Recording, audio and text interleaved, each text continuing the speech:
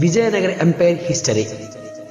విజయనగర సామ్రాజ్యాన్ని క్రీస్తు శకం 1336లో సంగమ వంశానికి చెందిన హరిహరరాయలు, బుక్కరాయలు సోదరులు తుంగభద్ర నది తీరంలో విద్యారణ్య స్వామి వారి సహకారంతో స్థాపించారు. విజయనగరం గొప్ప సామ్రాజ్యంగా ఎదుగుతుంది.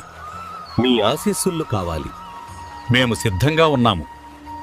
ఈ సోదరులు మొదట కాకతీయ ప్రతాపరుద్రుని కొలువులో ఉండేవాళ్ళు. క్రీస్తు శకం 1323లో కాకతీయ రాజ్యాన్ని ముస్లింలు స్వాధీనం చేసుకోవడంతో ఈ సోదరులు కర్ణాటకలో హంపి రాజ్యానికి వలస వెళ్లారు.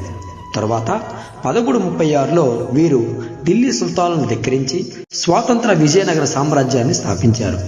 వీరు 1336-40ల మధ్య రాజధానిని అనిగుంది నుంచి విజయనగరానికి మార్చారు. విజయనగర సామ్రాజ్యంలో ముఖ్యంగా 4 వంశాలు కలవు, అనగా 4 డైనస్టీస్ కలవు. అందులో ఒకటి సంగమ, సాలువ, తులువ, అరవేటి.